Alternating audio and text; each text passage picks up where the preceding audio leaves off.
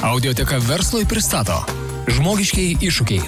Podcastas apie darbą su žmonėmis. Sveiki, įsijungę Žmogiškųjų iššūkių podcastą.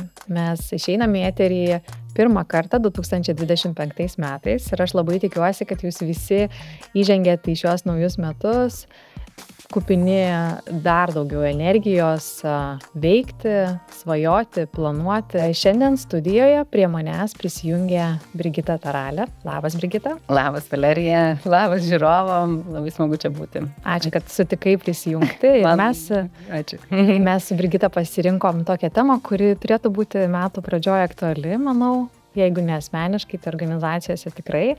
Kalbėsime apie tikslų kėlimą organizacijose ir kaip vadovai gali padėti iškelti arba padėti išsikelti tikslus ir kaip paskui per visus metus su tais tikslais gyventi, kad galėtumėm kuo geresnį rezultatą pasiekti. Tai, Brigita, pirmiausia, gal tavęs pačios paklausiu. Dabar gal ne tiek madinga jau nuo naujų metų kelti kažkokius tikslus, sako, reikia iš karto veikti, nelaukti pirmadienio ar naujų metų. Ar pati visgi keli kažkokius tikslus savo nuo naujų metų? Keliu, iš tikrųjų keliu, galbūt tai yra toks man sutapimas, nes, kaip aš sakau, vėlgi madinga arba trendina kelios datos. Rugsėjo 1, tarsi vieni nauji metai, tada būna gimtadienis, tarsi toks atgimimas ir būna naujieji metai. Kadangi mano gimtadienis yra sausio pradžioje, tai man praktiškai sutampa tas ten tikrai kelių dienų skirtumas. Tai aš vis tiek refleksijas darausi gruodžio pabaigoje ir iš to paskui gimsta jau arba sausio pradžioje, arba netgi gruodžio pabaigoje gimsta naujų metų tikslai. Aš baigiu formuluoti turbūt jas sausio pradžioje dažniausiai. Man irgi labai patinka, nežinau, kažkaip toks jausmas yra, kad vis tiek baltas lapas, naujas etapas ir labai, labai lengva, toks atskaitos taškas, jį paimti lengva, ne? Kad kažką savo keliu ir paskui peržiūrė, pavyko, nepavyko. Tai kalbant apie tikslus organizacijose, gal gali taip mūsų įvesti į temą. Kodėl tie tikslai yra svarbus, kam jie yra reikalingi, kokiem dalyviam organizacijos jie yra reikalingi, kaip tau atrodo? Aš taip gal nuo plačių norėčiau pradėti, aš gal apskritai, kokiu tikslu susikuria organizacijos. Ar ne? Tai mes pradedam turbūt, žinau, kad žmonės sako, taigi labai nuobodu, banalu, ant sienų kabino misijas, vizijas ir strategijas, ar ne? Bet man atrodo, kad čia esmė ir prasideda, kad kodėl organizacija egzistuoja, tas pagrindinis klausimas ir tai nusikaskaduoja iki iš misijos į tą viziją, ar 3 ar 5, galbūt jaunesnės įmonės ten trumpesnės jas kelia, bet iš vizijos mes nusikaskaduojame tuos strateginius tikslus, ar ne, į strategijas ir paskiau į tuos jau konkrečius veiksmus, nes organizacija, taip, mano organizacija yra vienas žmogus ir ne, man labai lengva pačiai su savim susiderinti, bet organizacijose paprastai yra, kaip sakau, bent jeigu yra 2 žmonės, jau reikia derintis tarpusavį. Tai didesnėse organizacijose tų žmonių yra labai daug, lygių yra labai daug. Ir jeigu mes iš tikrųjų norim pasiekti rezultatą, kodėl mes egzistuojam kaip organizacija, mes turim būti susiderinę ir susitarę, kur mes einam ir ką mes darom ir netgi kodėl darom. Ir turbūt mes sugrįšim prie to, kodėl, bet man tai tą kodėl labai... Arba kodėl mes tuos tikslus keliam, man labai gražiai įgarsina, įvardina, arba žinoma Alisos frazės su Katinu, ar ne, tai kurį man kelia pasirinkti, arba Senekos citatą, ar ne, kad jeigu mes nežinome, kurį uostą plaukiam, tai joks vėjas nebus palankus. Tai man atrodo, kad organizacijos ir turi keltis tikslus tam, kad žinotų, kuris tas vėjas palankus, norint atplaukti į tą uostą, į kurį jos ir, kaip sakau, ketinant plaukti. Tai turbūt apie tai. Tu netgi kalbėdama pačioj pradžioje, sakai, kokiu tikslu organizacijos susikuria ir čia jau tikslu, kokiu tikslu susikuria, ne? Ir tada mes matom, kaip visa tai yra susiję ir ta prasme irgi be galo svarbi yra, nes dabar visi sako, čia kažkaip žmonės pradėjo visi staiga prasmės ieškoti ir kaip tą prasmę perteikti organizacijai, kad žmonės jau susigalinti. Ir čia yra vienas iš tokių, natūralių būdų tą prasmę suteikti, vienas iš jų, ne? Taip. Kaip pastebi, ar, tu taip lyg sakai, žinai, kad natūralu, ne, ir tai mes apie tai daug kalbam ir tai turėtų būti, ar visos organizacijos, organizacijos gal ir turi, bet ar visi darbuotojai visose organizacijose gauna tikslus ir dirba su jais? Vėlgi, tose organizacijose, kuriuose man teko dirbti savo karjeroje, tai aš visose organizacijose turėjau tikslus ir turbūt buvau, čia turbūt yra ir džiaugsmas dirbti, ir prasmė, ir motyvacija, ir daug dalykų sukrenta į tai, tada, kada tu turi tikslus. Kada tu turi aiškumą, kada, galbūt ir paliesim dar, ko reikia, kad tie tikslai būtų įgyvendinti.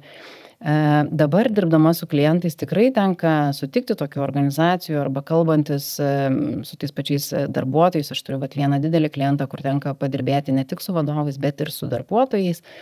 Tai tenka susidurti, kad jie nežino, ką reikia pasiekti ten, kas yra geras rezultatas, ką reikia pasiekti, už ką jie atsakingi, kaip jie bus vertinami ir tada... negaliu sakyti, kad visos nekelia arba kad visos kelia, manau, kad ir Lietuvoje turim visokių organizacijų. Ir tos, kurios labai gerai kelia, labai gerai prižiūri juos, kad jie būtų įgyvendinti, bet turim turbūt ir tokių, kurios, tai darom pardavimus, ar ne? Ar ten... Gižė tau neaišku, pardavinėk ir viską. Tavo darbas parduoti. Kokia grėsmė kyla, jeigu darbuotojas, kad ir pardavimu, ne, apie ką mes pradėjom kalbėti, jis neturi arba nežino, arba jam nėra užakcentuotas konkretus tikslas. Tai jeigu žiūrėti iš darbuotojo pusės, tai aš labai mėgstu sakyti, kad nėra aiškumo. Aš atėjau į darbą. Tai ką? Tai parduoti. Kas yra mano prioritetai? Mes žinom, kad atėję į darbą mes turim nuo iki, mes toje pačioje organizacijoje, mes nedarom vieno dalyko, vis tiek yra ir tas ir anas. Jeigu tai yra pardavimai, vėlgi daugybė dalykų arba pardavimo pats procesas, ar ne, ir šalti skambučiai, ir kontaktų užmezgimas, šalti skambučiai, tarkim, susitarimas, nes nepriklausomai, ar tai yra telefoninis, ar galbūt tiesioginis pardavimas, vis tiek iki tol, kol vyksta pardavimas, yra daug darbo, ar ne. Tai jeigu mano užduotis yra parduoti, ar ne, tai galbūt aš iki pardavimo nenueinu, aš darau paruošiamuosius darbus. Tai tada, kada mes neturim tikslų, mes neturim krypties, ar ne. Jeigu mes turim komandą, jie nežino tikslų, jie kiekvienas daro, ką nori. Skiria pardavimam arba tikriesiam pardavimam skiria laiko tiek, kiek jam atrodo. Nes nėra gaunasi. Ir čia turbūt net ne apie kontrolę, o labiau apie prioritetus. Ką aš darau, kur aš einu. Ir jeigu taip toliau žiūrint, tai kaip mes vertinsim tą darbuotoją, kaip mes kelsime jam algą, kaip, tai yra susiję toliau visi procesai su tuo, kad nėra aiškumo. Jo, tai tu jau pradėjai kalbėti, ne, apie tai, kad tikslų kelimas iš esmės yra labai svarbi veiklos valdymo dalis, ne, ir kad tai turėtų būti susiję ir su kitais svarbiais procesais, tokiais kaip vertinimas, ne, ar ten karjeros planavimas, augimas, mokymasis, tikrai taip. Kokį vaidmenį čia turi vadovas ir kokį vaidmenį atlieka šalia personalo skyrius? Tai manau, kad labai svarbu. Ir vienas, ir kitas, nes vėlgi organizacija mes dėl to ir turim skirtingas sritis organizacijų, nes jos turi savo funkcijas ir savo atsakomybės. Ar ne, tai jeigu taip žiūrėti, man atrodo, kad human resources, žmogiškieji ištekliai ir ne organizacijų, jie suteikia vėlgi turbūt tą pačią kryptį, ar ne, kaip mes dirbsim. Tai turbūt yra, aš visada sakydavau, kad HR'as yra pagalba arba partnerystė vadovui, ar ne, tai jie gali užtikrinti frameworką, jie gali užtikrinti informacijos atnaujinimą, gali užtikrinti tam tikrus toolsus, ar ne, kad vadovui būtų kiek įmanoma paprasčiau, kad kiekvienas vadovas neitų neieškotų tikslų kelimo sistemos, priežiūros sistemos, kažkokio toolso įrankio, kaip sekti ir panašiai. Būtent personalo skyrius gali organizuoti ir mokymus vadovom, ar ne, kad galų gale padėti. Tai man atrodo, kad čia yra labai svarbi dalis. Iš vadovo pusės, man atrodo, kad kaip ir prieš tai šnekėjom, ar ne, tokie atrodo natūralūs dalykai, kad tai yra jo darbas. Juk koks yra vadovo darbas, ar ne, užtikrinti, sukurti vertę organizacijai per žmonės. Tai kaip mes tą vertę sukuriam, pasiekdami tikslus, įgyvendiname tai, ko organizacija tikisi, iš tos komandos, iš tos funkcijos, iš tos skyriaus. Tai yra visiškai tiesioginė įtaka, kaip vadovas su ta komanda keliauja tuo keliu į tą tašką B, kad pasiekti tuos rezultatus. Tai čia turbūt nuo iki vėlgi procesas nuo pačių kaip aš sakau, tikslų išsikėlimo. Ir mes galim kalbėti apie tikslų susijimas, organizacijos viziją, su strategija, su prasmės surišimu, su konkretumu, aiškumu, įsivedant labai aiškius rodiklius, susijęjant su tam tikrom galbūt vertybėm. Nes, kaip aš sakau, man atrodo, vadovo ir esminis ir yra darbas, ar ne, kad pasiekti rezultatą, dirbti su komanda taip, kad jie norėtų pasiekti tą rezultatą, kad jie turėtų priemonės, jie turėtų motivaciją ir turėtų, kaip aš vėl grįžtu prie to, aiškumą. Už ką aš esu atsakingas. Aš visada klausiu, pagal ką vertinsi darbuotojai? Kaip darbuotojai žino, už ką jie bus vertinami, nežinau, ketvirčio pabaigoje, metų pabaigoje, kaip aš sakau, pagal ką kelsim algą, bus atlygio peržiūra. Pagal ką vertinsit? Jūs turit komandą 10 žmonių dirbančių tą patį darbą. Kas yra tie kriterijai, pagal ką? Ir tai padeda galbūt patiems vadovams suvokti, kad tie tikslai, jie yra reikalingi, kad jie tikrai įveda jiem patiem aiškumo, kaip jie mato žmonės, kaip jie juos vertina, kaip jie gali pamatuoti pastangas, kaip jie gali žinoti, ar jie vis dar, kaip čia, angliškai šnekant, on track, ar ne, ar jie eina tą pačią kryptimį, ar pastangos, resursai yra pakankami, ar ne, galbūt tik stebint rezultatus, rezultatų įgyvendinimo mes galime pamatyti, kad trūksta galbūt kažkokių resursų, kažkokių kompetencijų, gal tie tikslai buvo netikslus, gal jie buvo per daug ambicingi, arba kaip tik per mažai ambicingi. Tai čia yra visiškai vadovo darbas. Visiškai. Tokia kasdienybė atrodo. Žiūrėk, Brigita, tai mes sutarėm lyg ir, kad visos organizacijos turėtų kelti tikslus. Ar visiems darbuotojams turėtų būti keliami tikslai? Aš už tai, kad būtų visiems keliami be išimties. Nes kai kurios pareigybės, jos labiau galimos pamatuoti, ne, kažkaip kiekybiškai iškelti tos tikslus, o kitos, gal ir kaip tu sakai, jeigu 10 yra tą patį darbą dirbančių, tai tada jos palyginti tarpusavį lengviau yra, bet yra viena pozicija kažkokia ten, tarkim, mažiau apibrėžta, sunkiau pamatuojama, kaip su jais. Net jeigu mes neturim galimybės išsikelti labai konkrečių skaičių pagal smart sistemą, ar ne, kurią visi turbūt žinom, mes galim susitarti, kas yra geras rezultatas. Taip pat čia yra tas susitarimas. Man apskritai atrodo, kad darbas organizacija yra susitarimas. Ar ne, tarp darbuotojo ir vadovo, tarp organizacijos ir darbuotojo, ar ne, kodėl mes čia susirinkome įgyvendinti tikslų. Kas yra tikslai, pagal ką mes juos vertiname, kas yra geras rezultatas, ar ne. Tai man yra tekę dirbti organizacijoje, kuri užsiema video kūrybą. Ir ten irgi lygiai taip pat yra tikrai labai daug kūrybingų pozicijų. Yra žmonės, kurie sustato, kaip atrodys studija. Sako, tai kokie čia KPIs, kaip mes čia galim tuos tikslus nustatyti. Ir tada kalbamės, o tai svarbu, kaip atrodo, kadre ta aplinka, svarbu. O kas yra svarbu? Tai turi gražiai atrodyti. O kas yra gražiai? Ir tada, kada yra tie subjektyvūs dalykai, mes pradedam kalbėti, bet mes vis tiek galim apsirašyti, o kas yra gražu kadre. Ar tai yra spalvos, ar tai yra kadro apkrovimas, ar ne. Ir pagal ką vertinti? Pagal kokius kriterijus išsirašom, sakykime, 5 kriterijus, pagal kuriuos sakysim, kad kadras yra gražus. Ir susiderinam.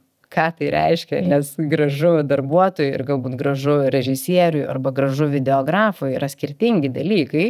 Tai čia ateinam į tą tokį labai fainą procesą alignmentą, kaip čia susitarimo vėl. Turbūt lietuviškai, bet angliškai jis tokia atrodo kitą reikšmę, dar netgi turi susilaininti, ką tai reiškia, ar kas yra kadro estetika. Ir tada susitarėm, ar ne, kaip žiūrėsim, kaip vertinsim, kas vertins tą kadro estetiką, ar ne. Ir tai irgi gali būti tas pats susėdimas kartu ir apsitarimas. Mes turėjom tokius kriterijus, ar ne, kad kadras turi turėti tam tikrą spalvinę gamą, ar ne, tai kaip tau atrodo. Ir man čia yra tiek daug žavesio, atrodo taip paprasta, bet vadovai yra labai nelinkę to daryti, bet yra labai daug prasmės ne tik įsivertinti rezultatą, bet iš čia ateina augimas, nes čia tokiuose pokalbiuose mes suteikėm grįžtamąjį ryšį, mes išgirstam darbuotojo nuomonę, mes ieškom kompromisų, mes ieškom sprendimų ateičiai, tai čia iš čia... Tai mes ugdom. Ir ugdom, taip, iš čia ateina darbuotojo augimas. Tai vat, aš sakyčiau, kad visi be išimties. Okay. Jie gali skirtis, kažkas turės galbūt savaitinius, kažkas dieninius netgi gali turėti tikslus. Žmonės, kurie dirba kitokias funkcijas, galbūt jų tikslai yra pusmetiniai, ar ne? Galbūt tai yra metinis, kažkas dirba projekto, kuris yra 3 metų, bet nepriklausomai nuo to tikslas turi būti susitarimas, į kur einam, kaip pamatuosim ir kaip dažnai pamatuosim, kaip dažnai pasitikrinsim. Man atrodo, čia yra tokios must dalykai. Kalbant bendrai apie tikslų temą, tikslų kėlimo temą, kokių klaidų čia pasitaiko? Su kuo dažniausiai tau tenka susidurti? Jeigu taip iš tos mano darbo patirties dabar su ta vidurinėje grandim, tai man atrodo, kad pagrindinė klaida yra tai, kad vadovai galvoja, kad darbuotojai žino. Tai visi žino. Pasitikslinkim, sakau, ar tikrai žino darbuotojai, ką reikia pasiekti, už ką jie vertinami. Tai turbūt vienas, tai yra, kad trūksta to aiškumo. Ir antras, kad trūksta reguliarios priežiūros. Tai vat, jeigu grįžtant prie to veiklos vertinimo, ar ne, tai vat, trūksta to etapo, kad mes esam pakalbėję, ką ten reikia pasiekti, bet mes tą pametam. Mes sausio pradžioje pasikalbėjom, kad didinam pardavimus ten, ar ne, ar ten orientuosimės į klientų kokybę ir tą pametam. Ir gruodį ieškom, ką mes ten pakalbėjom. Ką mes ten buvom susitarę, o ką padarėm. Tai turbūt tokios ryškiausios arba jos labiausiai ir daugiausiai kainuojančios. Bet klaidų pasitaiko visokių. Turbūt vienas yra toks, kaip čia, šaltas nuleidimas, numetimas tų tikslų, kad yra darbuotojo pasipriešinimas arba darbuotojo abejingumas. Tai čia kėlėmės tuos tikslus ir niekam čia nerūpi, niekas jų nežiūri. Ar ne? Arba tikslai, aš atsimenu pati iš pardavimų, tuo metu dar pardavimuose dirbau. Tas toks, kur kiekvieną ketvirtį tu įgyvendini tą tikslą ir gauni į didesnį kitam ketvirčiui. Dabar, kai dabar žiūriu, atrodo, taip, jeigu padarėm, ar ne, tai tikslas padidėja. Bet tuo metu, iš darbuotojo pusės žiūrint, atrodo toks beviltiškumas, come on. Tiek stengiausi, taip sunkiai, dabar dar daugiau. Jau įdėjau daugiau pastangų ir dar gavau didesnį tą tikslą. Tai toks, ir jeigu mes tą pražiūrim, tai labai kerta per darbuotojo motivaciją. Tai turbūt prie tų tokių klaidų, tai pirmiausiai yra, sakau, tas aiškumas, ar ne, kad mes juos užmetam, kad mes neapsikalbam su darbuotojais, ar ne, ką tai reiškia, kaip, ką darbuotojai galų gale galvoja apie tuos tikslus. Ir tai kai nepamatom to pasipriešinimo, tai tada arba keliam labai nerealistiškus tikslus. Kas irgi labai demotyvuoja. Labai demotyvuoja, galbūt keliam nerealistiškus tikslus dėl to, kad neturim resursų, neturim kompetencijos, ar ne, tai irgi tos tokios, tai čia atsiremia tada į tą darbuotojo demotyvaciją labai stipriai, kad tai kaip aš padarysiu tą. Kartais tas nerealistiškas tikslas, jis atrodo darbuotojui, tik tai nerealistiškas, ne? Ir čia vėl tada kalbam apie tai, kad susilaininti, kaip tu sakai, ne, informaciją. Galbūt vadovas turi matymą, kad šitas tikslas yra pasiekiamas ir jis turi žinių daugiau plačiau iš rinkos, iš to, kas yra planuojama aukščiausiam lygio, organizacinių lygio, ne? Darbuotojas to neturi ir jam tada tai atrodo didelis baubas ir tada, geriau ir nepradėti, arba aš tada ir nepriimu, bus kaip bus, ne? Ar gali būti per mažai, per nelyg, neambicingas tikslas? Gali būti. Bet tas labai, aišku, jeigu turim KPIs, tas labai greitai pasimato, ar ne, labai pasimato, kiek yra tikslai viršijami, ar ne, jeigu mes ten keliam kažkokį 100%, o viršijam ir įvykdom ten 150, 170, tai labai tikėtina, kad tikslas neambicingas. Antra, kaip aš sakau, tikslai truputį turėtų mus gąsdinti, kad būtų to tokio, kaip čia pasakyti, alkio. Bet vadovas turi labai jausti komandą, jis turi ją labai matyti, ar komanda gauna tą alkį, ar truputėlį išsigąsta tų tikslų, nes, tai gerai, padarysim ir šitą, bet nes mes jau plaukiam pasroviui. Ir yra, jeigu taip žiūrėti, tarkim, tas metodikas negali tikslai visą laiką augti, ar ne? Vis tiek turi būti tas laikotarpis, kur paaugom, bet mes turim gebėti parodyti, kad mes galim išlaikyti. Nes, turbūt, ką startupai turi ir kokios paskiau problematikos prasideda, kad yra beprotiškas augimas ir paskiau labai sunku išlaikyti stabilumą. Tai man atrodo, kad tas toks pakopiškumas, jis vis tiek turėtų būti. Tada tikrai tvaresnis bus augimas, tvaresnė žmonių motyvacija, vėlgi tas labai svarbus sveikatos klausimas, ar ne, kad mes nesudeginam darbuotojų, nes jeigu mes visą laiką vis keliam, taip smagu augti ten po 200%, bet turbūt svarbu ir man atrodo, kad jau daug organizacijos išvelgia į tai, kad svarbu ir ta emocinė ir fizinė darbuotojų sveikata ir tų pačių vadovų. Turbūt.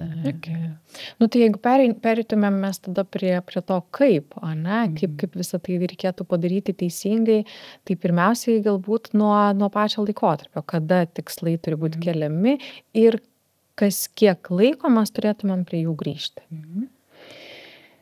Kada, tai, kaip aš sakau, organizacijos pradėdamos dirbti, jos vis tiek turi tam tikrą savo cikliškumą, ar ne? Kažkurios galbūt keliasi nuo naujų metų, kažkurios galbūt sezonas yra tam tikras, ar ne, ruduo.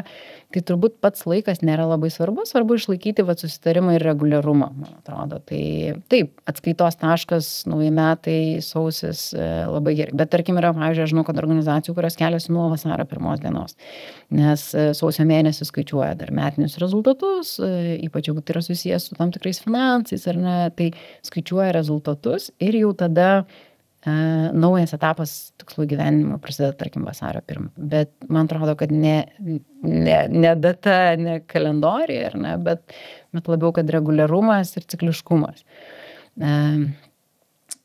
O susitikrinimas, tai vėlgi, kaip aš sakau, idealu, jeigu mes galim pamatyti arba, sakykime, tą viziją, turėti aiškumą vizijos ten, tarkim, 3-5 metų. Idealu. Ar visos organizacijos tą gali turėti? Tikrai ne. Ar visos organizacijos gali turėti metinius tikslus? Irgi ne. Galbūt ne. Tai tai tada, kaip dažnai peržiūrėti, aš turbūt tą tokį peržiūrimas irgi gali būti skirtingų pakopų. Vienas yra strateginis, ar ne, kur iš esmės kažkas pasikeitė. Nežinau, atsiranda rinkos reguliavimas ir mes nebegalim tam tikrų dalykų daryti, tai bus toks priverstinis. Bet tai bus strateginiam, sakykime, lygmenyje, ar ne? Strateginiam lygmenyje, man atrodo, kad vadovai, mano taip įsivaizdavimu, galbūt bent kartą per metus toks minimumas, ar ne, jeigu ten 5-mečio planas yra bent kartą per metus, o idealu turbūt ir pusmetiniai tie planavimai. Tai tarkim, strateginiam lygmenį tai yra toks retesnis pusmetis, metai tokiam tam operatyviniam lygmenį, ir ne galbūt ketvirtis. Labai turbūt svarbu pirmiausiai galvoti apie tai, kaip tie tikslai padeda pasiekti ten, vėlgi kaskadavimas, ar ne, skyriaus rezultatus, galbūt departamento, organizacijos, kurie esminiai yra tikslai. Nes tikslų mes galim labai daug, jau turim daug funkcijų, mes jau galim labai daug išsikelti. Ir tikrai turėtų būti, aš sakau, maks 5, o idealu turbūt 3 esminiai tikslai ir tada jau yra pagalbiniai rodikliai, kurie galbūt leidžia stebėti tam tikrus nuokrypius, bet tikslai tikrai neturėtų jų būti. Ypač, kada mes kalbame apie darbuotojus, jie tiesiog pasimeta. Arba, kaip aš sakau, darbuotojai yra labai, labai greitai linkę daryti tą, už kurį bonusas yra didžiausias, ar ne? Ir visiškai nesvarbu tada, arba tą, kurį lengviausia pasiekti, tam, kad turėtum kažkokį pliusiuką. Tai turbūt, tai aiškumas, tikslų kiekis, jų susiejimas, jų įprasminimas darbuotojui, ar ne? Arba, mums kaip vadovam turi būti aišku, kad darbuotojas priima tos tikslus. Ir ne, kad jie supranta, kokius konkrečius veiksmus turiu padaryti, kad pasiekti tos tikslus. Galvoju, kas dar... kaip aš sakau, Smart sistemą pasiėmus, tai jie turi būti apibrėžti, ar ne, kad jie pamatuojami, pasiekiami, brėžtas laiko periodas, kad ne tiesiog didinam pardavimus, ar ne. Tu paminėjai, kad mums kaip vadovams svarbu suprasti, kad darbuotojas priima tos tikslus, ne, ounina, ta prasme, prisiima atsakomybę, nuosavybę už tos tikslus. Kodėl darbuotojai, dažnu atveju taip nesijaučia ir visgi nepriima? Tai čia labai daug priežasčių gali būti tikrai ir gal aš dabar, nes kadangi tikrai tenka dirbti su daug jaunų darbuotojų, tai bet tikrai jaunimas dabar labai ieško tos prasmės. Ar ne? Ir jeigu vadovas ateina ir sako, kad reikia uždirbti 1 milijoną, tai ir uždirbsi. Ir ką. Tai tas toks, tikrai prasmingumas, ar ne? Vienas dalykas. Antras dalykas, vėlgi grįžtu prie to aiškumo. Ar aš turiu gebėjimą, ar aš turiu resursą, ar man yra aišku, ką aš turėčiau daryti. Tai pasipriešinimas paprastai ir vyksta, kad aš nežinau, nuo ko pradėti. Ir pagalbos iš vadovo, jeigu nėra, tai aš nežinau, kaip man čia padaryti. Ir tada gaunasi tokia įsijungia atidėliojimas tikslų, nes aš nesuprantu, aš nežinau. Tai turbūt tas toks. Būna nerealistiški labai irgi tikslai. Daryk nedaręs, vis tiek mes čia nepadarysim. Ir dar tas svarbus momentas, kaip aš sakau, kaip mes eigoje, ką mes veikiam. Ar mes išsikėliam sausio mėnesį ir ieškam rezultato gruodį. Nes jeigu vadovas arba organizacija tikrai turi labai aiškę sistemą, kaip jie dirba, ir aš čia tada jau ateinu į one-on-one susitikimus, tai yra reguliarūs veiklos valdymo pokalbiai, nežinau, kažkas vadina juos ketšapais, kažkas vadina coachingu, vadinkim kaip norim ar ne, bet susitarkim apie ką jie. Ir viena iš labai svarbių dalių, tai yra reguliarus susitikrinimas. Ką aš kėliausi, kokius tikslus tai savaitę. Mes, tarkim, turim 4 tikslą. Tikslus susiskaidom, irgi dar yra priežastis, ar ne, kad jeigu tikslai labai dideli, mums labai naudinga juos yra susiskaidyti į mažesnius, kad būtų aišku.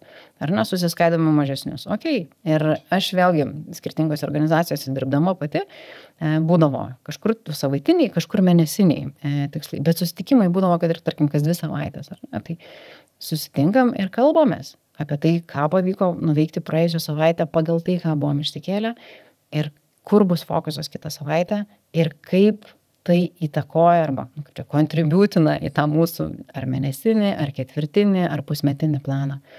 Tai va čia, man atrodo, yra labai, labai, labai svarbus aspektas apie tai, kad mes reguliariai apie tai kalbamės ir susižiūrim. Kitaip tariant, mes keliaujam toj kelioniai ir žiūrim, ar mums čia reikia stabtelėti, ar mums reikia truputėlį paspaust gaziuką, ar ne, ar galbūt sustoti, pasidaryti techninę kažkokią, nežinau, padangos pakeitimą, taip labai vizualizuojant. Tai va šitie dalykai yra labai svarbus. Ir čia ko gero labai padeda nepamesti tų tikslų, mano manimu, 2 tokie dalykai. Vienas dalykas tai tas matomumas, kaip tu sakai, kaip ketšapus mes pasidarom. Ir galbūt netgi kalbėti apie techninį matomumą to tikslo svarbu yra, kur mes jį matom. Ir dabar organizacijos jau įsidegė ir, tarkim, dashboardus kažkokius ar asmeninius ar komandos, kad tai būtų vizualiai pavaizduota, kiek mes arti esam savo tikslo, kiek mes pajudėjom, kokį progresą mes padarėm. O kitas dalykas, kad tie ketšapai, kaip tu ir sakai, reiškia tiesiog tikslus įpinti į komandos rutiną, kas tai bebūtų, ne? Ar tai būtų asmeniniai susitikimai, ar tai būtų kažkokie ketvirtiniai, ar kažkokie ten strateginės sesijos, kad per visus lygius ir visus tos įvykius tikslas keliautų ir jis tada bus labiau natūralus. Mes jo nepadedame lentyną, ar ne? Nepadedame stalčių, taip. Jo. Be jokios abejonės, yra labai svarbus momentas vizualika. Aš matai, kalbu iš to, kad ir kalbu pasakoju apie tikslus ir prieš akis ir dashboardai, ir gali būti tikrai ir fizinės lentos. Tai gali būti tam tikrai įrankiai komandai, kur mes fiksuojam, gali būti tas pats Excelis, ar ne, bet prieinamumas prie to Excelio jis turi būti ir tada turi būti susitarimas, kaip dažnai mes tą Excelį įlendam, ar ne, pasižiūrėti. Jo. Ir dar toks irgi apie tą atsakomybę pačią darbuotoją, ar ne, kad, kaip aš sakau, one-on-one arba tie ketšapai, tai nėra susitikimas vadovui. Tai yra pagrindinis turbūt vadovo įrankis, kaip vadovas užtikrina rezultatą, kad būtų pasiekti. Bet tuo pačiu tai yra susitikimas darbuotojui. Ar ne? Vienas dalykas, kad jisai gautų grįžtamą ryšį, kad jisai gautų pagalbą. Ir, kaip aš sakau, būtent one-on-one užtikrina, kad darbuotojai tuos tikslus aunina. Nes jeigu darbuotojai žino, kad aš kartą per savaitę ar kartą kas 2 savaitės ateinu pasikalbėti apie tai, ką aš nuveikiau, tai nenori kažką nuveikia, ar ne? Juk negali, nes jeigu tu 3 kartus ateisi susitikimą ir sakysiu, nieko nepadariau, tai turbūt kelionė to organizacijai labai greitai baigsis. Jo, ir pats nekaip jausiasi. Jo, ir pats turbūt. Mes kalbam, Brigita, apie tai, kad reiškia organizaciniai tikslai, kaskadavimas, departamento, organizacijos, tada departamentas, skyrius ir panašiai komandos. Ar gali tas procesas atrodyti atvirkščiai, apverstas aukštyn kojom, iš apačios į viršų keliauti? Gali. Ir kaip tai galėtų atrodyti? Aš manau, kad gali. Tik čia turbūt reikia kelių sąlygų, ar ne? Turbūt reikia labai brandžios organizacijos ir reikia organizacijos, kuri labai įgalina darbuotoją.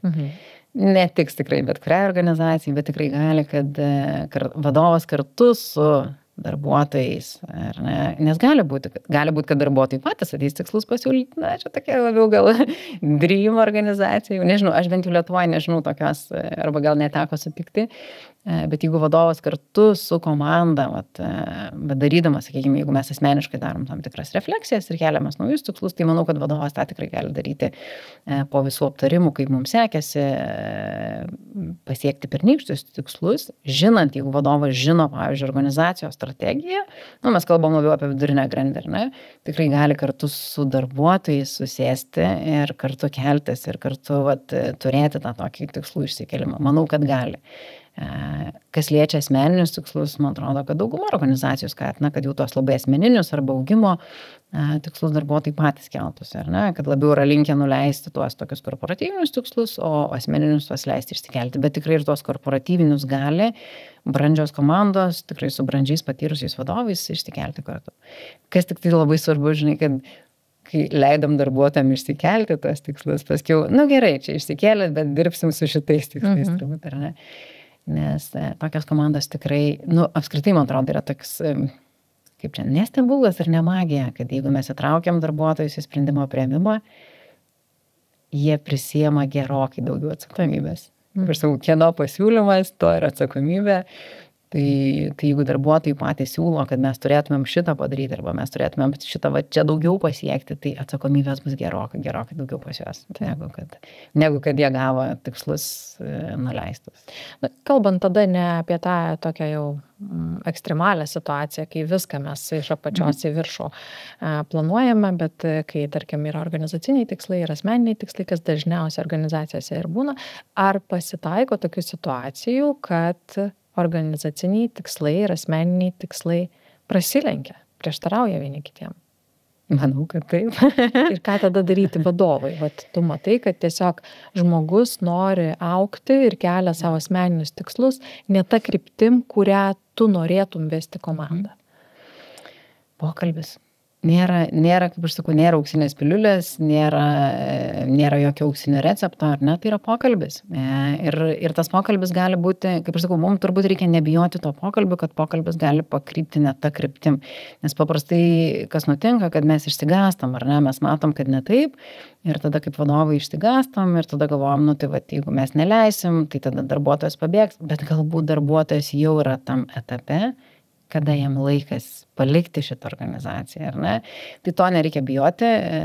Žinau, kad skamba keistai ir vadovai palaukit, aš tik subildinau komandą ir čia šitas labai geras darbuotojas. Ir paprastai tai būna, kad tikslų nesutapimas yra jau pas tos darbuotojus, kurie yra užaugę. Bent jau už mano patirties taip matos, ar ne? Kad jie jau tada nori daugiau, ko nebegali pasiūlyti šitą komandą arba šitą organizaciją. Vienas momentas. Antras momentas gali būti, kad nesutapimas yra, kaip ir šnekėjom, ar ne, dėl tos kažkokios informacijos trūkumo, ar ne? Vadovas žino, kad ten galbūt nusimato kažkoks, augimas, struktūrinis pasikeitimas, o darbuotojas jau dabar spirga, ar ne? Tai turbūt tas pokalbis atviras, nuoširdus apie lūkesčius, kur darbuotojas eina su asmeniniais tikslais, ką jis nori pasiekti, ką vadovas mato, tas darbuotojas galėtų pasiekti šitoje organizacijoje. Tai turbūt tas atviras, nuoširdus pokalbis ir lūkesčių susitikrinimas. Ir tada jau sprendimo priėmimas, kiek viena ir kita pusė yra linkusi galbūt palaukti, galbūt yra linkusi padaryti pakeitimų, ar ne? tikrai, man atrodo, daugybė organizacijų dėl tų key darbuotojų, kurie yra svarbus organizacijai, daro tas, galbūt, ne tai, kad išimtis, bet tam tikrus lankščiai sureaguojas tam tikrais tikslais. Tai manau, kad čia turbūt labai daug tų aplinkybių ir susideda, ar ne? Kiek mums svarbus tas darbuotojas? Aišku, nesinori nei vieno nuvertinti, ar ne? Bet jeigu vadovas sako, kad aš ir taip tą darbuotoją vis stengiuosi motyvuoti, vis stengiuosi traukti ir tada dar ir toks nesutapimas ir atrodo pasikalbėjom ir tie lūkesčiai nesutinka, tai gal tikrai tada yra, verčiau arba naudingiau tą kelionę šitoj organizacijai užbaigti. Ir tas darbuotojas išėjęs tada kažkur laimingesnis bus, jis bus daugiau motyvuotas, jis turės daugiau energijos. Ir vadovas, taip, padarys tą darbą atranką įvedimą, bet galbūt turės labiau motyvuotą darbuotoją. Tai čia toks... Bet tas pokalbis jis gali išvesti visai ir kitų kelių, ne? Tai gali būti sukalibravimas, tiesiog lūkesčių atradimas kažkokių naujų sričių, naujų kompetencijų, atsakomybių, tai gali būti daug labai sprendimų. Dar kartais nutinka, kad tarsi techniškai kalbam apie tikslų nesutapimą, bet viduje slypi vertybinio sutapimas. Ar ne? Sakykime, man ir pačiai yra tekę patirti, galbūt, sakykime taip, kada tu jauti, kad, ne, bet kartais sunku atpažinti, kad čia yra vertybinio sutapimas ir kartais ir vadovui sunku atpažinti, jeigu darbuotojas taip nelabai dalinasi, ar ne, tai va tada klausimas, kaip išvažiuoti, kas tada gali padėti ir aš visada sakau, kad tada ateina į pagalbą personalas, ar ne, kada vadovui ir darbuotojui sunku susikalbėti, pasikalbėkim trise. Arba leiskim darbuotojui nueiti į personalo skyrių. Ten visada bus, bus tarpininkas, ar ne, tas, kuris galbūt išklausys, tas, kuris galbūt padės sujungti taškus, tas, kuris galbūt padės pamatyti, kad ten vertybiškai nesutampa, arba galbūt padės pamatyti, kaip tas darbuotojas galėtų būti naudingas kitoj komandai, jeigu organizacija, tarkim, labai didelė, tai nepamirškim to resurso, kurį organizacijai turim tą pagalbą. Taip, viena vertus, mažos organizacijos turi tokią ydą, kad ne visada iškelia tikslus arba aiškius tikslus, arba neturi formalaus galbūt proceso ir kas iš vadovų turi tokį, didesnę gal vadybinę brandą, tai dirba tada, kas pamiršta. Didelėse organizacijose visgi atsiranda tai, ką tu kelis kartus paminėjai, toks kaskadavimas arba tiesiog numetimas, toks, žinai, kad iš kažkur galbūt iš viršaus ateina kartais net ne iš Lietuvos ir galbūt ne iš šito regiono, globaliai pliumpt kažkokie organizaciniai tikslai. Ir tada darbuotojui kyla klausimas, kaip ir tie asmeniai tikslai aš suprantu, kaip aš juos galėsiu siekti ir kodėl jie man aktualūs, o kaip aš galiu prisidėti prie to didelio organizacinio tikslo, kuris pliumpt ir krito. Ar čia yra komunikacijos klausimas, ar yra kažkokių praktikų, kaip tą išspręsti? Kad jis neliktų tik žodžiais tas dalykas. Tas įprasmenimas tikslų, ar ne? Tai yra turbūt komunikacija, mes vėl grįžtam prie to pokalbio atviro ir nuoširdaus. Ir dabar prisiminiau, pliumpt ir įkrenta. Ir mano pačios patirtis yra labai didelė organizacijai, kada komanda atrodo kasdien daro mokėjimo pavedimų peržiūrėjimą. O organizacija sako, kad mes siunčiam pinigus vardan gėrio, ar ne? Taip, gelbėjam pasaulį. Ir tada, kaip čia dabar? Aš čia kasdien darau tą repetityvų pasikartojantį darbą, operacijos, 24/7. Būtent. Kur ten tas? Tai mes darydavom iš tikrųjų, kadangi ten komanda buvo didelė, 100 beveik specialistų, mes darydavom tuos susiejimo tokius susitikimus ir kalbėdavomės apie tai, kaip mes netgi tuo metu buvom išsikėlę, netgi mūsų komandos viziją ir misiją viduje, būtent kartu su tais specialistais, buvo savanoriai, kurie norėjo dalyvauti tokiuose workshopuose. Mes išsikėlėm savo, mes pasidarėm tą sąsają, ar ne, kaip ta vienos perlaidos peržiūrėjimas prisideda prie to organizacijos tikslo, tai tikrai buvo pokytis. Aišku, užtruko, kol mes įgyveninom, nes mes darydavom tada susitikimus ir mes reguliariai Viena praktika buvo tai, kad mes reguliariai susitikdavom, tai yra reguliariai aš sakydavau, kad kartą per ketvirtį apie tai vis pasišnekėdavom. Ir ką kitą aš buvau tuo metu padariusi, kad ateidavo naujokų grupė, aš ateidavau, ten būdavo treneriai, būdavo susipažinimo su team leadu, visą to mokymo programa ir toj programų turėdavau savo aš dalį, kada aš ateidavau ir kalbėdavau apie tai, apie prasmę šito darbo. Tokį, kaip pasikartojančio rutininio 24/7 darbo prasmę. Ką reiškia vienos transakcijos peržiūra? Aš atėjau, padariau ten 200 transakcijų per savo tą darbo pamainą, ar ne, ką tai reiškia. Tai tas tikrai, ir tas mums labai prisidėjo vienas dalykas prie kokybinių rodiklių, tai vienas, ir antra labai prisidėjo prie kaitos rodiklių. Nes aš kaip šiandien atsimenu, mes kaitos rodiklius ten pakėlėm, aišku, ten buvo ir daugiau priemonių, tai nebuvo vienintelė priemonė, bet per, man atrodo, beveik 3 metus tas rodiklis krito, mes augom, ten buvom turbūt jau gal 30-35% pasiekę metinio pasikeitimo ir tada sumažėjom atgal iki 20-22. Tai buvo reikšminga, kadangi tai buvo operationai 24/7, tai tikrai buvo reikšmingas sumažėjimas ir išilgėjo tas periodas, kiek vienas darbuotojas dirba, specialistas toj roliai. Tai irgi ten nuo 7-8 mėnesių išlipom virš metų. Okay. Tai tas buvo tikrai toks reikšmingas momentas. Bet čia labai fainas pratimas, kurio tu pasidalinai, ačiū. Aš manau, kad jisai iš tiesų ir sprendžia tą problemą. Aišku, idealiu atveju mes norėtumėm, kad aukščiausio lygio vadovybė pirmiausiai papasakotų tą istoriją. Aš tai vadinu istorijom, ne? Štai yra organizaciniai tikslai, jie yra globalūs, mes prisidedam, tarkim, mūsų šalis ar regionus prisideda taip, čia sąsajos yra tokios, prasmė yra tokia, ir tada jau gali vidurinės grandies vadovai, gali pasimti tai į savo skyrius, departamentus ir tai kaskaduoti, bet visai nebūtinai, jeigu jūsų organizacijai nevyksta ta komunikacija tokia nuosekli, nes jinai dažnai labai pasimeta, tai jūs pirmiausiai savo turite atsakyti, man atrodo, klausimą, ne? Tai kaip aš su savo funkcija prisidedu prie to didelio tikslo. Ir jeigu jūs negalit savo atsakyti į tą klausimą, ieškokit to klausimo, klauskit, prašykit, reikalaukit ir tuomet perduokit savo komandai. Tai taip tą galima ir spragą ir ko gero ir ištaisyti šiek tiek. Aš dar žinai, apie tas spragas prisiminiau, kad aš po motinystės grįžau vėlgi į tą didžiulę organizaciją. Ir, toks natūralus atrodė procesas, kad susitikrinti, kadangi ten irgi tokia matricinė struktūra. Ir aš atsimenu, nueinu pas tą savo local vadovą. Tai toks pokalbis ir taip sutrumpintas toks variantas. Tai kas yra svarbu, sakau, žiūrint į šitas operacijas, kur dabar turėtų būti mano fokusas. Ir aš tam užsirašau gal kokius 5 punktus ir kadangi matricinė struktūra, aš turiu kitą vadovą, funkcinį vadovą. Kalbuosi su juo, sakau, tai kas yra svarbu? Ar sutapo? Ne. Okay.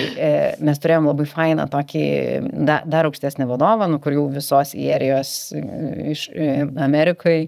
Ir aš atsimenu, turiu su juo pokalbį irgi, nes grįžau po tam tikro laiko, tai buvo smagu atnaujinti tos ryšius ir kontaktą. Sakau, tai o kas tau svarbu, ar ne? Tu apskritai visą funkciją matai ir ten per skirtingus regionus, ar ne? Kas tikrai yra svarbu, kur turėtų būti mano fokusas? Aš neklausiau apie tikslus, bet kur mano fokusas, prioritetai.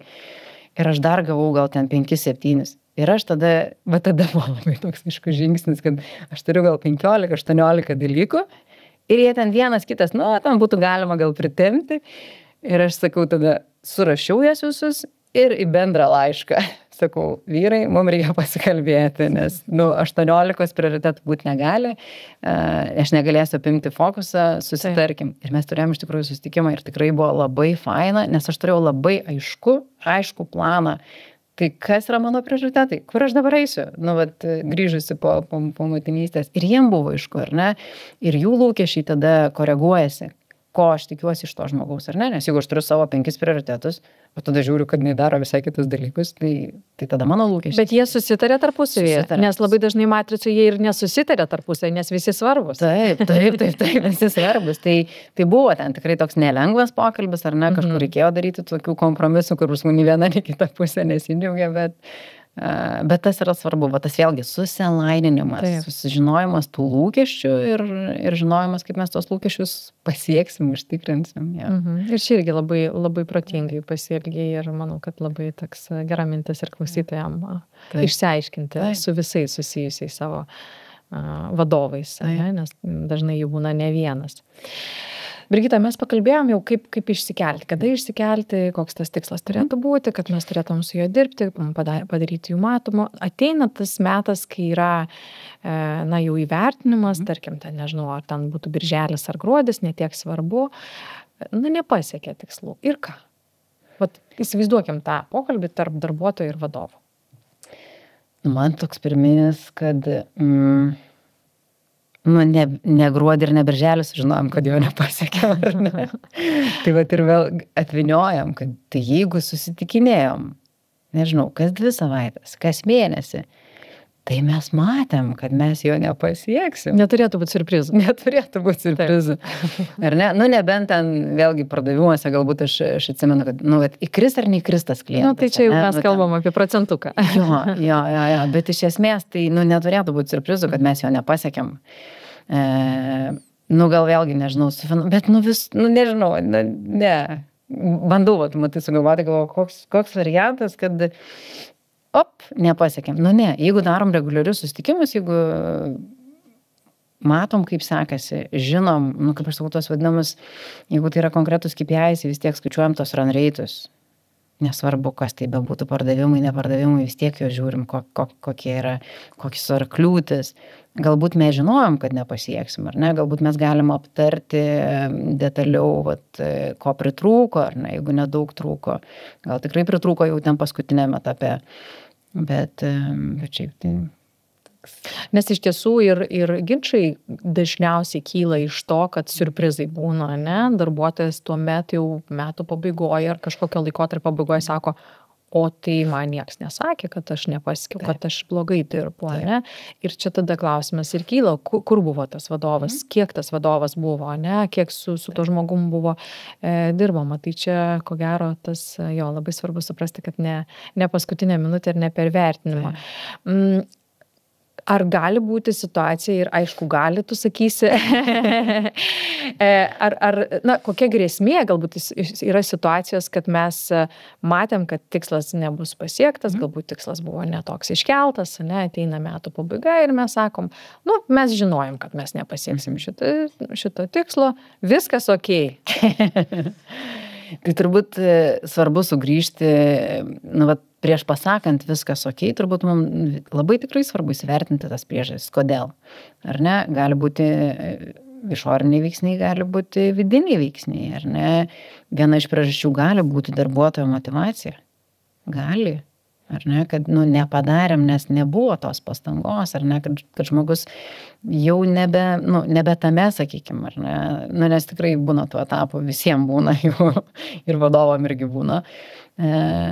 Tai turbūt labai svarbu įsivertinti, dėl kokių priežasčių, ar ne, ir ką mes apie tai darysim toliau. Kas tai vidinės, išorinės priežastis, nežinau, motyvacija, vėlgi tie patys resursai, tikslų pačių. Nes lengviausia yra sakyti, kad tikslas buvo netiksliai suformuluotas. Bet tada vėl grįžtam prie to, kur mes buvom anksčiau. Tai ar ne, kodėl tada mes nedarėm korekcijų. Bet čia toks klausimas, žinai, man, ar mes nepakenksim, ar tas žmogus šis tikslais tikės paskui, o komanda aplink. Tai jeigu mes matom pavyzdį, kad buvo tikslas iškeltas ir it's okay, kad tu jo nepasiekei. Tai ar tada mes nepakenkiam visai prasmei to proceso, žinai? Tai jeigu įvyko ir mes neaptariam ir sakom, kad it's okay ir toliau darykim, išsikelkim tokį pat tikslą. Aš atsimenu vienas iš tokių tipinių, bet aš irgi darydavau tas klaidas, kur perbrauki metus, tikslai lieka, čia labiau galbūt apie asmeninės ar ne, bet tokia ankstyvoje stadija. Bet, aš dabar kaip žiūriu, aišku, ir paskui to suvokimo atėjo, kad tai mes nieko nedarėm, mes užsirašėm tą tikslą ir nieko nedarėm, dėl to mes jo nepadarėm ir dėl to tenka perbraukti metus ir tikslai lieka. Iš kitos pusės, aišku, čia galbūt vėlgi asmeniniam labiau galioja, kad, kai kurie tikslai tikrai lieka. Nežinau, po kažkurio laiko perkopus tam tikrą amžių, ar ne, noriu būti sveika. Tai tas tikslas lieka, bet jį reikia palaikyti, ar ne? Bet čia tokie asmeniniai, ne? Organizacijai vėlgi gali būti tikslas paaugti, gali būti tikslas išlaikyti.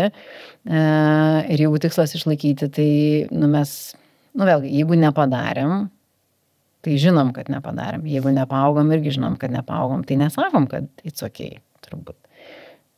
Vertinam priežastį, tą priežastingumą. Aš taip dabar šypsosi, nes aš atsimenu vieną anekdotinę situaciją su viena darbuotoja ir labai mes turėjom pasitikėjimo tą santykį ir ten buvo įrašytas porą metų, žinai, tas tikslas toks sukurti apskaitos politiką ar apskaitos standartus, aprašyti. Tai ką įmonė realiai turi, bet reikia susėsti ir parašyti tą Bibliją, žinai. Ir tada 3 metai aš sakau, klausyk, gal mes išimam, nebejokinam nei savęs, nei manęs, žinai, ta prasme, nepasistumėjom, gal išimam šitą tikslą, gal reikia pasisamdyti kažką, jeigu surašo ar ten kažką. Ir sako, ne, žinok, aš noriu šitą tikslą turėti ir aš prieisiu. O tiesa, linkėjimai, kolegai, jeigu klauso, įdomu, ar prieėjo, ar kitaip išsisprendė tas tikslas. Tai jis nebuvo svarbus. Nebuvo svarbus nei vadovui, nei organizacijai, nei tam darbuotojui tuo metu, nes vėlgi čia aš tada labai atsiremiu į tos prioritetus. Ar ne? Ar tada nebuvo per daug tų tikslų šitą. Aš irgi turiu tokių atvejų, kur žmogus nedaro tam tikro tikslo, todėl, kad jis bijo pasiekmių, kad kai jis padarys tą tikslą. Aš atsimenu tokią vieną istoriją organizacijų, kur ten labai tikrai, ne mano darbuotojas, bet aš buvau kaip čia mentorius ir darbuotojai ir vadovai, kadangi dirbau tuo metu toje organizacijai, tai vadovas sako, kad mano darbuotojas 2 savaitės, gal 3 jau buvo savaitės, sako, jis visada taip pareigingai, sako, gal jam čia kažkas su motyvacija, gal čia kažkas jam nutiko, jis visada labai pareigingai darydavo, susitariam kažkokius taskus, padaro ir nedaro. Sakau, tai ar tu kalbinai? Jo, tai čia laiko nebuvo, tai čia dar kažkas, tai čia nutiko kažkokie outage'ai, reikėjo dėmesį skirti, tai čia darbuotojas vienas ten sirgo, reikėjo vaduoti. Sako, kaip ir objektyvės priežastys, bet jis atkreipė dėmesį, kad kažkas ne taip. Ir tada gavosi, kad aš su to darbuotoju turėjau dar kitus klausimus, mes susitikom ir kalbėjom ir jis man pasipasakojo. Darbas buvo paruošti, kodėl priminė istoriją, aprašyti procesus. Vadovas, šnekėdamas apie šitą darbą, pasakoja, kad kai apsirašysim procesus, eisim pas automatizavimo skyrių ir suautomatizuosim. Ir ten iš galbūt 8 žmonių, jeigu pavyks automatizuoti, gal liks 2. Okay. Ir, nes ten buvo vadovas ir team leadas, ar ne? Taip. Ir team leadas, kas jam įsijungia? Tai jeigu neliks žmonių, neliks manęs organizacijai. Jam įkrito tokia baimė. Ir jis ieškojo krūvas priežasčių ir pasiteisinimų, kodėl jis negalėjo padaryti to darbo. Ar ne? Tai kartais tos priežastys tokios labai giluminės, ar ne? Ir mes išsiaiškinam, kad net jeigu neliktų žmonių, jeigu tas automatizavimas įvyktų, kad bus kitų darbų, ką tas vadovas darys, ar ne? Kad niekas jo neatleidžia su automatizavimu. Tai čia irgi tokia istorija, kaip aš sakau, iš kurios galima pasimokyti, kodėl darbuotojai nedaro tikslų. Ir vėlgi, ir vadovas gali pasimokyti, kad vadinasi, ne iki galo papasakojo, ar ne? Vadinasi, ne iki galo įsivertino, kad automatizavimas darbuotojų ir žmonių, sakykime, galbūt atleidimas arba perkelimas į kitas funkcijas reiškia, kad ir vadovo neliks, neįvertino, ar ne, nepasakė, nepakalbėjo, o tas team leadas taip suvokė, kad ir jis tada ieškojo tikrai labai daug excuse. Tu dar mane užvedė ant minties, žinai, tikslų kelimas yra toks, asmeninis, dalykas. Ta prasme, vadovas kalbasi su darbuotoju, one-on-ones. Kartais atsitinka tokių situacijų, kad visgi tikslai yra didesni ar mažesni, komandoje pasiskirsto netolygiai ir ta informacija, kai ją pasidalinama, jinai gali būti labai demotyvuojanti, kodėl tikslai vienokie ar kitokie. Kaip su šitu klausimu dirbti? Man taip norisi sugrąžinti, kokia yra vadovo funkcija, ar ne? Vadovo funkcija yra, jis nedirba su visais vienodais darbuotojais, ar ne? Netgi samdymo metu, ar ne? Kada samdoma, visą laiką žiūrim, ko mums trūksta toj komandai šiuo metu ir tikrai būna vieni labiau patyrę, vieni labiau vidutiniai, kiti juniorai, ar ne? Tai man atrodo labai svarbu tas skaidrumas. Nes vėlgi, mes kalbam, kad tikslai yra asmeniniai, bet man atrodo, kad yra labai sveika ir būtina, ne tik sveika, bet ir būtina vadovui kalbėtis ir komandiniam lygmenį. Tai yra komandos susitikimai. Ar ne? Kaip mes kaip komanda dirbam. Galbūt taip, netgi gali būti, kad komandoje yra kelios skirtingos funkcijos, ar ne? Ir tų funkcijų tikslai yra skirtingi. Bet man atrodo, kad vadovo, darbas turėti bendrus komandinius susitikimus, kalbėti. Kaip aš sakau, viduriniosios grandies vadovom ypač trūksta tos storytellingo, ar ne, kur mes norim nueiti, ar ne, tokios bendrinės tos apžvalgos, ką mes kaip komanda veikiam, kur mes norim nueiti, kas mums bus svarbu šiais metais. Ir jeigu mes pristatom, net jeigu visi darbuotojai daro tą patį darbą, bet mes tikrai turim patyrusius, midukus ir juniorus, labai dažnu atveju, ar ne, ir kalbėti apie tai, kad čia yra komandinis tikslas, bet jūsų asmeniniai tikslai bus skirtingi. Ar ne? Kodėl? Todėl, kad jūs kaip darbuotojai esat skirtingų patirčių, skirtingose profesiniuose etapuose ir kad tai yra, iš vienos pusės man norisi sakyti netgi natūralu, ar ne, kad lūkesčiai skirtingiem darbuotojams yra keliami skirtingai, priklausomai pagal jų gebėjimą, pagal jų kompetenciją. Taip, jie daro tą patį darbą, bet jų kompetencijos gali būti ganėtinai skirtingos. Ne? Galbūt kažkas prisima dar kažkokią side funkciją, nes jo kompetencija leidžia. Tai natūralu, kad jo, sakykime, jeigu tai yra kažkoks rodiklinis tikslas, jisai bus kitoks, nes jisai dalį laiko skiria kitiem dalykam. Tai, bet čia toks skaidrumas, čia jau tada vadovo komunikacija, kaip mes komandai tą komunikuojam. Super. Labai gerai, kad atrakinom dar vieną tokį veiksmą. Taip. To nereikia bijoti tikrai. Gerai. Brigita, ačiū labai, kad pasidalinai tais pavyzdžiais iš savo patirties. Jie tokie labai visada, pagyvina temą kiekvieną. Žiūrint šiek tiek atgal į tai, ką tau teko daryti ir į tai, kiek tu turinio ir informacijos dabar turi, ką darytum kitaip, keldama tikslus? Turbūt gerokai daugiau laiko skirčiau pokalbiams. Jų labai trūksta. Labai trūksta. Tai turbūt vienas. Antra, ir dabar tą sakau vadovom, neturit aiškumo, eikit pas savo aukštesnį vadovą. Kelkit klausimus. Tai nežinau, kažką čia kažkaip, čia davė, čia kažką nubrėžė kažkur. Čia jie žineš. Jo. Eikit ir ieškokit ir klauskit. Tai mano vadovas irgi nežino. Gerai, tegul eina pas dar aukštesnį tada vadovą, ar ne? Aš visada vadovom, ar ten per coachingo sesiją, arba net ir per mentorystę, aš klausiu, ką tu kaip vadovas veiki, on a daily basis? Kokie yra tavo? Ir ko tu sieki? Ir čia įvyksta toks klik. Tai darau tą, o kur tai veda? O ką noriu būti pasiekęs, ar ne? Dar vadovom, už ką jūs vertina?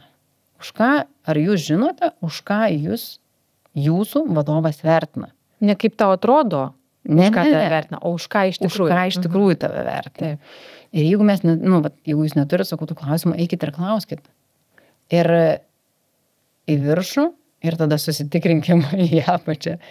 Tai tas turbūt. Tai yra pokalbiai, komunikacija. Nes komunikacija, taip mes galim turėti nuostabų frameworką ir tikrai organizacijos turi ir kažkaip nevyksta. Jo. Ir tada pradedi gilintis ir supranti, kad one-on-one'as vyksta 10 minučių arba 15. Palaukit, sakau, ką jūs nuveikėt per 15 minučių su darbuotojų, susitikdami kartą kas mėnesį? Apie ką jūs ten pasikalbat tada? Ar ne? Ir kurioje vietoje tada tam pokalbį yra tas tikslai, kryptis, kas pavyko, kas nepavyko, kur darbuotojų reikia pagalbos, kur jisai stringa, kokios kliūtis. Tai čia apie tai. Tai turbūt 2 dalykai. Pirmiausia, tai pokalbiai ir apskritai apie tą tokį platesnį vaizdą, ar ne? Apie tą kelionę. Taip. Ir antra, apie tą techninį įgyvendinimą, turbūt tie dalykai. Ačiū labai, kad pasidalinai. Žinai, smagiausia šitai temoje tai, kad tu sakai, kas iš tiesų yra vadovo darbas. Ir tai, kad tie tie dalykai nereikalauja nei superinių didelių sistemų, nei kažkokių ten technologijų naujausių. Tai viskas yra sukuriama žmogaus, norinčio skirti dėmesį ir padėti savo komandai. Ir jeigu kas nors dabar klauso ir yra kažkokia mažoji komandai, mažoji organizacijai, tam pačiam startupė, žinai, kelionės pradžioj galbūt savo, tai viskas yra jūsų rankose, jums nebūtina turėti kažkokio užnugario superinio, jūs galite aplenkti netgi tuos, kurie turi didžiulės organizacijas ir struktūras vien savo nusiteikimu ir savo dėmesiu. Ir va čia, žinai, dar kai tu taip apibendrinai gražiai, man taip norisi pridėti, kad vadovam pasitikrinti savo motivaciją, ar ne? Nes be jokios abejonės, aš sakau, geri vadovai būsim tada, kada mes turėsim tą tokį natūralų norą padėti komandai užaugti, ar ne? Bet tuo pačiu mes turim turėti natūralų norą padėti organizacijai užaugti ir savo. Tai va tas toks susitikrinimas vidinis, ar aš tikiu tą organizaciją, ar ne, ar mums ta organizacija pakeliui, nes jeigu vadovas ten tas kelia klausimas, ar čia tikslai geri, ar ten vizija gera, ar misija gera, ar vertybė sutampo, tai tada, nusikaskanduoja tas ir komanda. Taip. Bet kartais tie klausimai, vat, ar aš čia, ar aš vietoj, kyla dėl to, kad pamiršta tą svarbų dalyką, kurį tu sakai, ką iš tikrųjų vadovas turi veikti, kokią funkciją, kokia paskirtis šitos funkcijos yra, ne? Ir vien apie tai pagalvojus, man atrodo, daug gali apsisukti tikrai perspektyvų. Tai ačiū tau labai už pokalbį, manau, kad tikrai bus naudinga prisiminti, pagalvoti apie kažkokį dalyką, kurį mes užsiminėm, ar situaciją, kurią mes aptariam. Ačiū ir sakau iki kitų kartų. Jūs klausite podcast'o Žmogiškieji iššūkiai. Kad nepraleistumėte naujų epizodų, kviečiame prenumeruoti laidos naujienlaiškį adresu žmogiškieji.lt. Podcast'ą prenumeruoti taip pat galite per Apple Podcast, Google Podcast, Spotify, Stitcher ir kitose platformose. Laidos partneris Audioteka verslui. Nuolatinio tobulėjimo kultūra jūsų organizacijoje. www.audiotekaverslui.lt